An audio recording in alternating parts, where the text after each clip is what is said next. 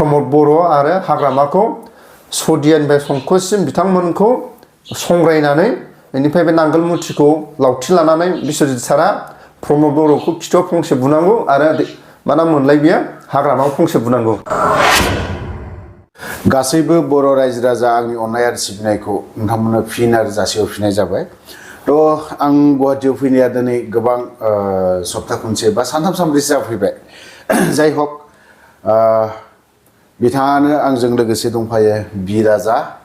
बिथांजों आरो दासिमबो आफादनिनो जेसेबां दैदेनगिरिफोर जियालाव जोंनि सोद्रोमाफोरनो जानो हरनाय आरो सार रन्जन दैमारिजों रायलायहैनाय आरो बिथांनो एसे एनै जाखिनि गावनि इनकाम सर्सनिफ्राय गावा गोबां खामायनो हाया थेवबो जियालाव जेसेबां थानाय सेंग्राफोर दं बिथांमोननो जानायनि फारसे आरो सार रन्जन दैमारिनोबो सम सम बेफोरबायदिनो अनसुंथाइ माने जानायनि फारसे हरनाय जायो। मावबोनानै माबायदि मोनबोखो? खुलुमबाय बयनिसिमबो। जोंहा अफिसारनि चेनेलाव आं दिनै आरो फिनै आंनि चेनेलाव जों माने माखासे खोथाखौ सावरायगासिनो। दिनै माखासे आफादनिफ्राय माने ओंखारखो सोंबाय। आं मालाबाबो आंखौ बेबायदि आरो सोंग्रा मानसि आरो लोगो मोननाय नङा सानदोंमोन आं। फिनै जों गारबोनाय समखौ दिनै आरो अफिसारा माखासे खोथाखौ मानि थाखाय आफादनिफ्राय ओंखारखो बेखौनो बुंगोन। आफाद हिसाबै एनडिबि आफादखौ आंबो गाज्रि मोना रावबो गाज्रि मोना। आंनि आफादनिफ्राय ओंखारनाया जाहोना जाहैबाय जेब्ला आङो गुलि नांजादोंमोन बे समाव जेब्ला 1st बेटेलियनाव फार्स्ट 6 फायार केम्पखौ जेब्ला उदालगुरि साबखाथियाव लुदों बे समाव जों बिराद खस्थ' खालायनानै बेलसा मारिनानै खदाल जावनानै मैगं गायनानै जोङो गथ'फोरखौ माखासे गोदान गथ'फोरखौ जेब्ला लायो अब्ला जोङो जाय सिनियरफोर बे सिनियरफ्रा बै गथ'फोरखौ फोरोंनो थाखाय जों बेलसा मारिनांगौ खदाल जावनांगौ बहुद जाय गथ'फ्रा गोदानै जयेन लादों बिथांमोना ओरैनो हाथियार हमनानै बिथांमोना बेराय जायो खोमा बेबायदि साननानै हाबदोंबो जानो हागौ सानाखैबो जानो हागौ। नाथाय जों जेब्ला हाग्राबारियाव थादों बै समावबो गुबुन जायगायाव हाजो जावखा जों मैगं थाइगं फोनानै जायोमोन नङा होमबा? नंगौ। बिनि उनाव जेब्ला जों 6 फायार लानायनि उनावबो आलु गायनाय जिखुनु जाया बे केम्पआव जों मैगं थाइगं गायनानै जानायखौ माखासे गथ'फ्रा जों न'आवनो खामानि मावाखै दिनै आफादाव हाबनानै सोरबा गथ'फ्रा बेबायदि खामानि मावनायनि उनाव सोरबा खारदोंबो। दा जेयानो जाया मानो बेफोरबायदि खोथाखौ जों रायखांलायबा गोबाव जागोन। दा आंनि खोथाखौ आं मानो ओंखारखो आं बुंनोसै। जेब्ला आं बोसोरथाम डक्टरा बुंदों दे नों बोसोरथाम ट्रिटमेन्ट नों फैनांगोन। मानो होनोब्ला जेब्ला गुलिफ्रा बायफ्लेनानै आंनि मोदोमाव दंमोन बे समाव माने माखासे बोसोरथाम डक्टरा चेकआपआव लिंहरदोंमोन। बे समाव जेब्ला आफादनि नेम निथि बायदि लाइजाम गारो बे लाइजामखौ माखासे जोंनि दैदेनगिरिफ्रा गुरुत्थ लाया गोसो होआ। औ बे समाव माने हाइलाया मा बेसनिमोन बे 9 बेस ना मानिमोन खोमा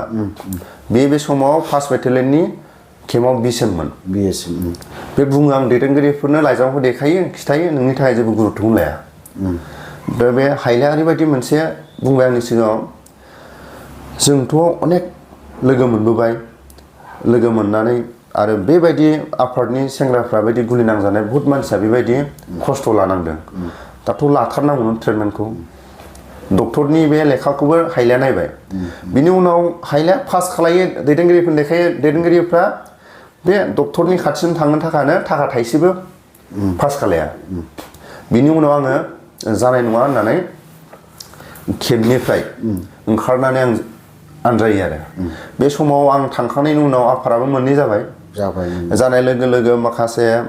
बे समाव माखासे जाहोन दं दा जों बेखौ खिथानो हाला खिथाजोबोबा माखासे जों सरखारनि माबा जायो माखासे जों मावथावै खामानिखौबो मावबाय बै समाव गावनाय समाव। ओमफ्राय आं बुंनांगोन माखासे गोसोआव आरो जेब्ला आं गुलि नांजादों बे समाव संबिजिरा कामान्डारमोन आं जि जायगायाव जाथाय जादों बे समाव संबिजिरा आंनो फार्स्ट टाइमाव 20,000 नामा हरदों ट्रिटमेन्टआव। बिनि उनाव 20,000 थाखायाथ' ट्रिटमेन्ट लानो थाखाय गुबुन जायगायाव आसामनि बाहेरायाव 20,000 थाखाया थोनायनि माबा गैया। बिनि उनाव जोंहानि आइया जेब्ला जि जायगायाव माने बे समाव मबाइलनिबो जुग गैया बे समाव आंनि बे जाथाय जानायखौ खोनानानै मोसौ हालिसे फाननानै नोंनि माबाखौ ट्रिटमेन्ट लानो थाखाय आं एसे मोसौ फानना लाबोनो बे समाव आंनि गोसोआ ओरैबायदि गावबाय आरो हाब जों बिमा बिफानो न'खरनि बिदा फंबायनो थाखा थाइसेबो हरनो हाया अब्ला जाथाय जानायनि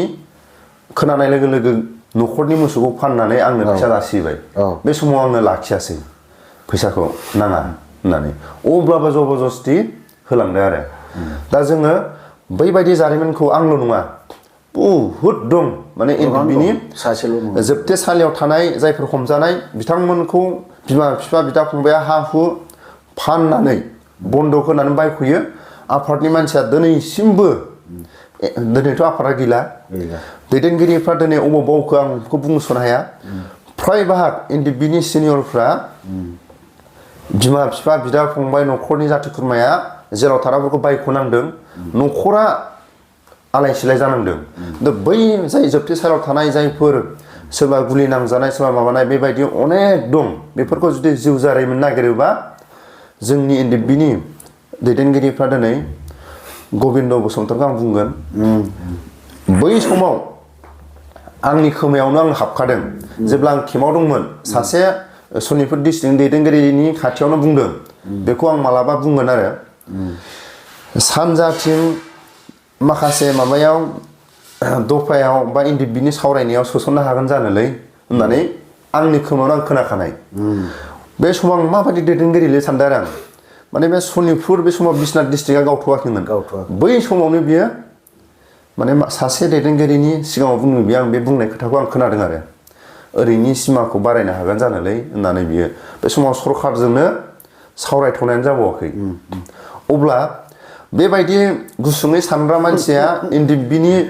जायफोर जोबथेसालियाव थानाय दिनैसिमबो थानायखौ बोरै मोनथिगोन बियो नाथाय बै समाव जेब्ला दा आं बुंबा गाज्रि मोननो हागौ दैदेनगिरिफ्रा हमजायोब्ला सोरबा धिरेन बर'आनो जा सोरबा गबिन्दआनो जा जायफोर गोजौ थाखोआव हमजानाय दैदेनगिरिफोर गासिबो नङाबाबो सानैसो दैदेनगिरिया ओरैबायदि बिनि केडारफ्रा बिथांमोनखौ बायख'नो थाखाय बेसेबां थाखा फैसा नांगौ जाय मानसिफ्रा बिनि हाग्रायाव थाग्राया रावबो जेबो मोनथिया खालि फैसा नांगौ बे समाव सोरबाया फैसा लायनो थांनायाव गावथार जानाय सोरबाया माबा जानाय बेबायदि दैदेनगिरिफोरखौ जेराव थानाय समाव बिसोरनि जाथि खुरमानि आखायाव बा बिसोरनि जाय मानसिया लिड लादों थाखा फैसा बेसेबां हरदों बेफोरखौ बुङोबा दिनै लाजिनांगोन नाथाय सोरबा केडार हमजायोबा 100 थाखा हरनो बिसोरो बायो आरो माखासे जाहोन दङ जेब्ला जों ट्रिटमेन्ट बियो माखासे मानसिफ्रा आंबो बिदोंमोन बे समाव माखासे दैदेनगिरिफ्रा दुखु मोननो हागौ दा लाइजामाव लिरदोंमोन आरो बे समाव आंखौबो माने माखासे दैदेनगिरिफ्रा गावनायनि एसे लाहार फाहार लादोंमोन दैदेनगिरिफोरनि बेमाराल' बेमार नामा केडारफोरनि बेमारा बेमार नङा नामा बे समाव सानैसो दैदेनगिरिया लाजिनांदोंमोन आरो दा जों बेफोरखौ रायजो राजाफोरनि खाथियाव फोरमायोबा बे जोंनि बिनि सभाब जानाय नङा बिनि थाखायनो जोङो माखासे डिसिप्लिनखौ बुंनो थाङोब्ला गबिन्दखौ जेब्लासिम गादियाव दोनगोन अब्लासिम बिनि जायफोर जोबथेसालियाव थानाय आरो बिनि माखासे जायफोर बाहेरायाव दा दिनै वारेन्ट फैदों मालाबाबो सान्थि जानाय नङा आरो प्रमद बर'नि जायफोर लैहोर जेनेबा ओंखारफानाय मानो होनोब्ला जोंनि बर' रावाव मोनसे दं बिमा बिफानि सभाबानो बेबायदिनो खाङोन गथ' गथायाबो सनदों होननाय मोनसे थायो नालाय बे बुस्थुखौ जोङो एकदम ज्राब गारनानै दानि बे गोदानै फैनाय जायफोर लैहोर बे फंबायमोननि माखासे दा जायफोर फरायसाफोर गोदानै फरायसाफ्रा गासैबो बिबानखौ लानानै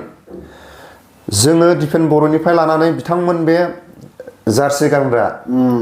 जेब्ला गबिन्दआ बुंदोंमोन बिनि जेब्ला केसनि सोमोन्दैयै बिनि माखासे जेंनानि थाखाय जेब्ला माखासे गबिन्द बसुमतारिनि सायाव फंनैसो खोथा बुंदोंमोन आन्दालन खालायनानै स्ल'गान होनानै लामाजों थाबायनानै जेबो लाब गैया दिफेन बर'खौ माने बुंनो हादिया नङा दिफेन बर'आथ' साइकेल सालायनानै गासिबो रायजो राजानो मोनथिखायो दे बिनि सेंग्राफ्रा बर' हारिनि जिखुनु जाया साननाय बिलटिनि सोमावसारनाय बिनि सोमावसारनाय आबसुनि बै समनि सोमावसारनाय रायजो राजाफ्रा बयबो दिनैसिमबो गोसो गोरबोआव सोरबा रायजो राजाफ्रा जेब्ला हाजिरा मावनानै जाग्रा रायजो राजाफ्रा बिनि जाय माइरं लांनांगौ बे समाव जों रायजो राजाखौ बादासो होयोमोन ना सार जोंनो फैफानो हालै नोंसोर था रायजो राजा मा बुङो जों बाना हैगोनलै हाजो गोजौ होनना बुङो आरो बेलथिनि जेब्ला सोमावसारनाय बे समाव बेलथिफोरनि खेमाव रायजो राजाफ्रा जेब्ला बेलथिफोरा जों खोनानो मोननाय बायदिबा जोंनि खेमाव बारा दा फैबाय था बे समाव रायजो राजाफ्रा बेलथिनि खेमाव थांनानै ज' जाजाय थायोमोन अब्ला जों नुयो जेब्ला आबसुनि सोमावसारनाय बै समनि सोमावसारनाय नङा जेब्ला प्रमद बर'नि सोमावसारनायाव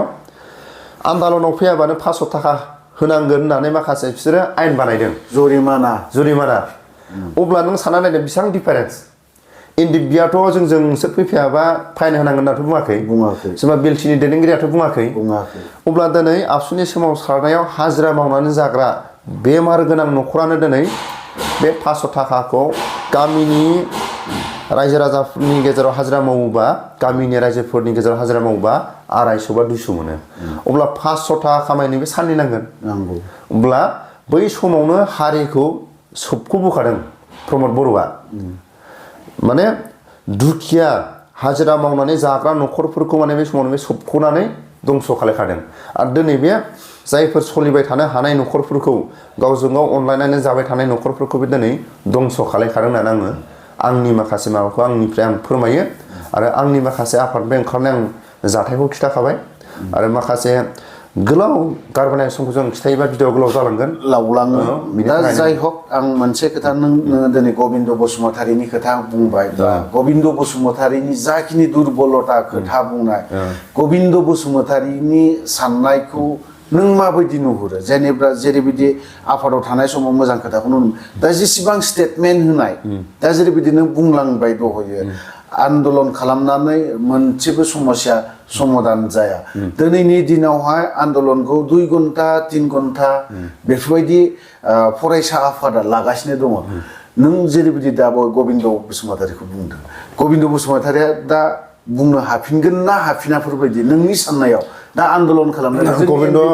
गबिन्द बसुमतारीया मालाबाबो होननो हाग्रा मानसि नङा सोरबा एनडिबिनि सेंग्राखौ बुंगोन एनडिबिनि सेंग्राफ्रा डिसिप्लिनखौ दिनैसिमबो गनायो सानसे 1 घन्टा सिनियरबाबो दिनैसिमबो रेसपेक्ट होयो सार आदा बे मैया दाखालिनि गथ'फोरखौ रेसपेक्ट होगोन होआ आंखौ आं बुंस' हाया बै समनि जायफोर एनडिबिनि केडारफ्रा दिनैसिमबो मोजांबाबो गाज्रिबाबो सनमान होयो जेब्ला प्रमद बर'नि आथिंखौनो बे हमनानै सोलिखाबाय प्रमद बर'आ जेरै माखासे दा जों माखासे बाथ्रा खोनाबाय थादों एमसिएलए फोरनिफ्राय एमएलए फोरनिफ्राय हाग्रामानि सायाव सिआइडि तदन्त खालायनांगौ होनदों थाखा जानायनि प्रमद बर'खौ गिबिसिन होननांगौ नंखागौ आबसुनि दैदेनगिरि जानाय समाव खैला दाननानै जाग्रा गावनो बुंखानाय बुंना लादों हाजिरा मावनानै जाग्रा होनना बुंदों गिबिसिन बेखौ तदन्त खालायनांगौ बेखौ इन्डियानि जेसेबां हाइ क्वालिटि तदन्त खालायग्रा मा सिआइडिनिफ्राय जौसिन डिपार्टमेन्टआ बेखौ इनकुवारि खालामनांगौ फरायसा आफादाव थाखाखौ बेसेबां सोरनिफ्राय बेसेबां लाबोनाय हाजिरा मावनानै जाग्रा मानसिया जुदि आबसुनि बिबान मोननाय लोगो लोगो बे थाखा फैसाया अबाव मोनखो बहानिफ्राय फैखो अबेनिफ्राय कौटि थाखा मोनखो गिबिसिन हाग्रामाखौ तदन्त खालायनायनि उनाव प्रमद बर'खौ खालायखांनायनि उनाव हाग्रामाखौ खालाय सानैखौ जुंगाल होननानै रायजो राजाफ्रा संकसनिफ्राय सदियासिम बिथां सानैखौ नांगोल लानानै हालौनांगौ थार बाथ्राखौनो बुंदों नङा नंगौ बेनि थाखायनो आं खावलायो जेब्ला प्रमद बर'खौ गबिन्द आथिं हमदों मालाबाबो बुंनो हाया बिसोरनि एजेन्डा जाहैबाय जेब्ला आन्दलन खालायनानै इलेक्सन गेलेनो थाखाय प्रमद बर'आ जेब्ला आबसुनि दैदेनगिरि जादों बे समाव बे गावनि आगदा आगसि थानाय मानसिफोरनो माखासे सफैनाय माखासे रांखौ बिथांमोना राननानै लानानै दिनै इलेक्सन गेलेनो थाखाय बिसोरो सोरबा बर'फोरनि दैदेनगिरिफोरखौ दिनै रायनो सोरखौबा बखिनो थाखाय बिसोर दिनै साहसखौ बे रां रुफाजों मोनदों थार बाथ्राखौनो बुंदों नोङो दिनैहाय प्रमद बर'खौसो सिगां स्टाडि खालामखानांगौ बेखौ बे खोथाया सैथोखा नंखागौबो खालामखानांगौ जियानो जाया दिनै गबिन्द बसुमतारीजों आफादाव थानाय समाव नोङो गबिन्द बसुमतारीनिजों नोङो गार्ड हिसाबै थाफानो मोनदों ना मोनाखै गबिन्द बसुमतारीजों आं गार्ड मोनाखै खिन्थु गबिन्द बसुमतारीखौ जेब्ला भुटाननि माबाजों सावरायनो थाखाय गबिन्द बसुमतारीखौ होदोंमोन बे समाव आङो जाब्रां खेबनि अके थकेखौ आं हमनो मोनदोंमोन बे समाव 1 बेटेलियननिखौ बड'साया हमोमोन बे समाव माने जाब्रां खेबाव आङो बे समाव हमोमोन मालाबा गबदा 7 बेचनि खोमा गबदाया बेनिफ्राय 13 बेचनि बोरस्रां होननाय बिसोर हमाबा आंखौ मालाबा हमनो थिनहरो आरो माबा जाब्रां खेबनिफ्राय बे थाला बस्ति होननाय जायगायाव माने टावारा नाङा नालाय बे अके थकेखौ आरो बे समाव जेब्ला भुटाननि बे गन्डगल जायैनि सिगां मास मोनसेनि सिगां गबिन्द बसुमतारीया बे भुटाननि राजाजों सावरायनो बिबानखौ लायैनि जाहोनानो जाहैबाय बेहा सरकारजों बेहा रिलेसन दंखायो जुदि बे जातिनि सांग्रांबा सोरबा एरावदाव सारमोनहा आगान सुरनो दरखार गैयामोन गबिन्दआ गाव बिबानखौ जेब्ला देरनाब्ला सारा बिबानखौ बेनो हरदोंमोन मानि थाखाय बे आवगायलाङाखै बिनि जाहोनानो जाहैबाय बियो सरकारनि एजेन्टनि मानसिखा आरो लोगोसे आं बुंगोन जाय मानसिया फरायसा टाइमाव सोरबा फोरोंगिरिजों फंसे बुजानाय गथ'आ आं मानो थाखाय फरायसा टाइमाव फोरोंगिरिजों बुजाखो बे गथ'आ रोंखागोनबो जेब्ला देरनाब्ला सारा सोलोंथाइ लानो थाखाय इनिसियानजों पानिश मोनदों नङा इसिबां गावनि बे सोलोंथाइखौ लानानै इसिबां बे MA फरायलायनानै एकदम बेबायदि बर'फोरनि गेजेराव बे समाव सोरबा BA पास होननानै बुङोब्ला बर'फोरनि गेजेराव जोंनि बर'फोरनि गेजेराव बेसेबांबा डिस्ट्रिक्टआव सासेबो मोनामोन बै समाव माने बिसोरनि जोंनि बर' हारिनि गेजेराव देरसिन फरायनाय होनना बुंबा उपेन ब्रह्मजों बेजों देरसिन फरायनाय बिनि उनाव इसिबां फरायनायनि उनाव मानि थाखाय बे इनिसियानाव पानिश लानो गोनां जाखो हारिखौ अनसायनो थाखाय आरो मोनसे हारिखौ मोनसे आफादखौ बे फोथांनो थाखाय मोनसे डिसिप्लिन नांगौ बे डिसिप्लिनखौ लाखिनो थाखाय बियो गाव पानिश लानो गोनां जाबाय बेखौ बुंनांगोन गबिन्द बसुमतारीया बे आफादाव हाबनायाव सोलोंथाइ लानायाव बे सोरनि दैदेनगिरि बा सोरनिफ्राय नों हाजार नोङो डक्टर डिग्री फरायनानै थां हाजार नोङो प्राइम मिनिस्टारानो जा गाबोन नोङो आलफायाव हाबोबा आलफानि नों फंफा फंनैबाबो नों सोलोंथाइखौ लानांगोन सासे फोरोंगिरि जानानै आफादाव हाबदोंमोनलाय मा जानो गबिन्दआ बे आफादनि सोलोंथाइखौ लाथारनांगोन बे सोलोंथाइखौनो बे रावजोंबो फंसेबो रायजायाखैबा फंसे माबा जायाखैबा मानो होनब्ला गावखौ बै समाव गावनि साखाथि फाखाथि गामिनि रायजो राजाफ्रा बुङो बेखौ है माबा मा मास्टार होनो बेखौ माने थिफुला मास्टारसो बेखौ साबा सानै गावसिनि एलेखानि फोरोंगिरि मावनाय समाव बेखौ थिफुला मास्टारसो होननानै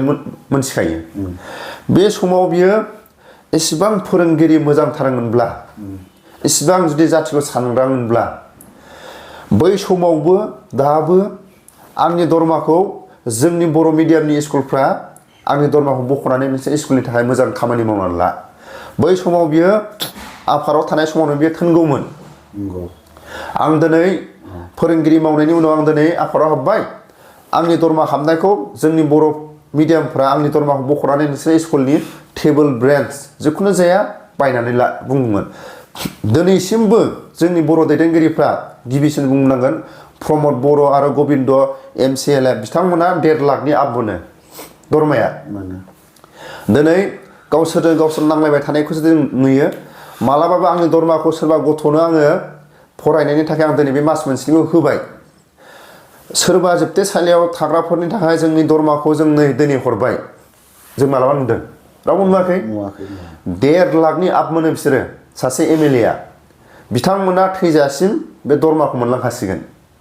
जेनबाबो बिथांमोना 0.5% मोनखासिगोन जुदि 2 लाख मोनोबा बिसोर 1 लाख मोनगोन 1 लाख मोनोबा बिसोर 50,000 मोनगोन दरमा बिसोरनो थैजासिम जिखुनु जाया बिसोर पेन्सननि दरमा जानो थाखाय बिथांमोनहा गासिबो स्टेप माने बे माखासे आइडिया जाहैबाय प्रमद बर'नि साख्रि नाङा मा साख्रि नांगौ जेसेबां आबसुनि जाय प्रमद बर'जों लोगो मोनफानाय थाफानाय बिथांमोनखौ बे MLA MCLA खालायनानै बियो बोसोरबाखौ मावहोबाय पेन्सन मोनलायबाय दा थैजासिम दरमा मोनखाबाय बिनि थाखायनो जोंनि बर' रायजो राजाफ्रा साननांगोन गिबिसिन नांलाय खमलायखौ जोंनि बर' मिडिया बर' इउटुबारफ्रा होनाङा बिथांमोनखौ सोंनांगौल' नोंथांमोना नोंसिनि दरमाखौ सोर बर' मिडियामनि थाखाय बर' फरायसाफोरनि थाखाय सोरबा लेंग्रा लेंग्रिनि थाखाय लेंग्रा मानसिनो बे थाबायग्रा गंसे होदों नामा बिसोरो आरो सोरबा मेगन खानानो रेडिअ गंसे बायना होदों नामा होआखै जों दिनै नुयो सोरनिबा हाबाफ्राव थाङोबा हरनि 12टा 1टायाव बिथांमोननि गारिनिफ्राय बख'नो हाया जेन थेन बख'यो डिकिनिफ्राय प्रेजेन्टआ ओरैबादि माने गिदिर गिदिर बख'यो बे मोनसे प्रेजेन्टआव बिसोरो 1 लाख 2 लाखनि लाङो बेनिफ्राय मोनसे खोथा आं लास्टआव बुंबावगोन भिडिअ'आबो गोलाव जाबाय आसामनि स्पिकार जोंनि बिश्वजित सारा इसिबां बर' एक्स एमएलएफ्रा बे बेमार जानानै दं जोंनि बर' एमएलए जायफोर बै समनि एमएलए मावबोनाय ओरैबायदि गोदाव सोराव दं बिथांमोनखौ बियो खबर लानो थाखाय सम गैया लाख लाख कौटि कौटि उकिल गगैया जेब्ला आन्दलन खालायदों बे समाव कौटि कौटि थाखा खामायदों बियो माने हेमन्त बिश्व शर्मा सारनि सेकेन्ड मालिक उकिल गगैया ओमफ्राय माखासे जों नुबाय थादों दाखालि जेब्ला बेमार नायनो थाखाय लोगो लोगो गावसिनि डिपार्टमेन्टआव 3 लाख थाखा बियो लोगो लोगो पास खालायदों जेब्ला उकिल गगैया बुंदों आङो फन हरदोंमोन माबाखौ हेमन्त बिश्व शर्मा सारखौ आंखौ इसेबां रेसपन्स होआसै बिश्वजित सारा आंखौ ओरैबायदि खोथा फंसेयावनो आंखौ लोगो लोगो आंखौ 3 लाख जोंनि माबानिफ्राय फान्डनिफ्राय पास खालामना होबाय अब्ला 3 लाखखौ लोगो लोगो पास खालायनो हायोब्ला लोगो लोगो बर'फोरनि माखासे जायफोर मावनांगौ खामानिखौ मानो बे मावनो हाया बिनि थाखायनो बियो जोंनि बर' हारिखौ बे मालाबाबो बिश्वजित सारा मोजां मोना गुबुन हारिखौ बिथांमोना मावनानै मोजां मोनो बिनि थाखायनो आं खावलायो नांगोल मुथिखौ स्पिकार हिसाबै माबायाव हमनांगौ जोंना बिश्वजित सारा प्रमद बर' आरो हाग्रामाखौ सदियानिफ्राय संकससिम बिथांमोनखौ संग्रायनानै बेनिफ्राय बे नांगोल मुथिखौ लावथि लानानै बिश्वजित सारा प्रमद बर'खौ खिथुआव फंसे बुनांगौ आरो मा नाम मोनलाय बियो हाग्रामाव फंसे बुनांगौ बिदिनो हालेवलांनांगौ आरो रायजो राजाफ्रा बिश्वजितनि खिथु खिथु थाबायलांनांगौ आरो बिसोरनि बे साजाया बेखौ होनांगौ आरो जों गोबां खोथा खोनाबाय आरो गोबां बाथ्राखौनो राजा बिथाङा बुंबाय थ' आं बिदिखौ बारा गोलाव खालामनो सानाखै आरो बुंगौमानि खोथाया रायलायगौमानि गोबां खोथा ओंखारो दिनै पलिटिक्सफोरनि बाथ्रा ओंखारबाय बिथांजों आं फंनैसो खोथा सावरायनायाव गोबां खोथा मोनथिबाय आरो गोबां खोथा बर' रायजो राजानो फोरमायबावनांगौ दङ आरो एनडिएफबिनि जेसेबां गिबि दैदेनगिरि बिथांमोननो सावरायनानै मोनथिहैबावनांगौ बुजिबावनांगौ रोंनांगौ बिथांमोननिफ्राय आफादखौ माबायदि गिबि गायसनजेनामोन बेफोरनि बादैबो आङो सम लानानै लाबोबाय थागोन थ' लोगोफोर आं बिदिखौ बारा गोलाव खालामनो सानाखै बेवहायनो दोनथ'बाय जय बर' हारि।